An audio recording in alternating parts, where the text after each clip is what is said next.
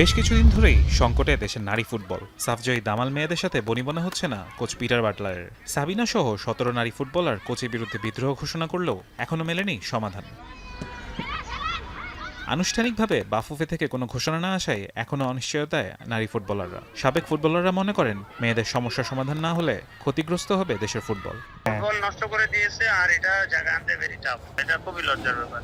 ওরা যদি ফেল করে তখন কোচের ভীষণ বদনাম সুনাম হবে যখন ওরা জিতবে। তো জেতার জন্য যেগুলো করার দরকার ছিল সেটা ওনারা অবশ্যই আগে থেকে চিন্তা করা উচিত ছিল যে আমি কিভাবে আমি কতটুকু কি এগোবো।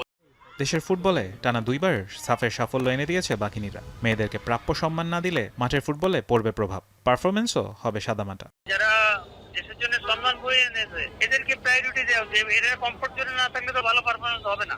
এরা যদি স্বাচ্ছন্দ্যে না খেলতে পারে কি করে আপনি রেজাল্ট পাবেন? এরা তো দেশের জন্য জান প্রাণ উজাড় করে খেলেছে।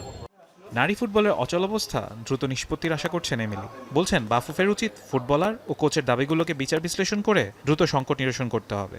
আমার কাছে মনে হয় যে এটা খুব তাড়াতাড়ি সমাধান হয়ে যাবে আশা করি, কারণ মেয়েরাও মেয়েদের দিক থেকে তারা যে দাবিগুলি করেছে সেটা কিছুটা হলো যৌক্তিক। কোচের যে জায়গাটা বলেছে সেটাও আমার কাছে মনে হয় যে যৌক্তিক।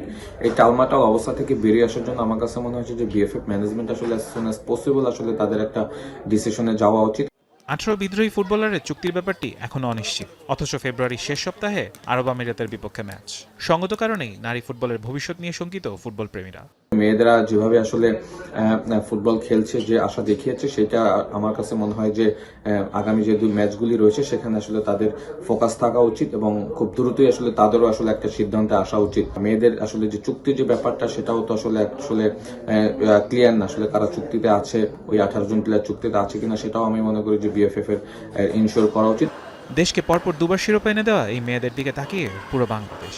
ভক্তদের আশা সমস্যার সমাধান হলে মাঠের খেলায় বাড়বে ফোকাস, জয় হবে ফুটবলে। ফারহান ইহসান, এখন, ঢাকা।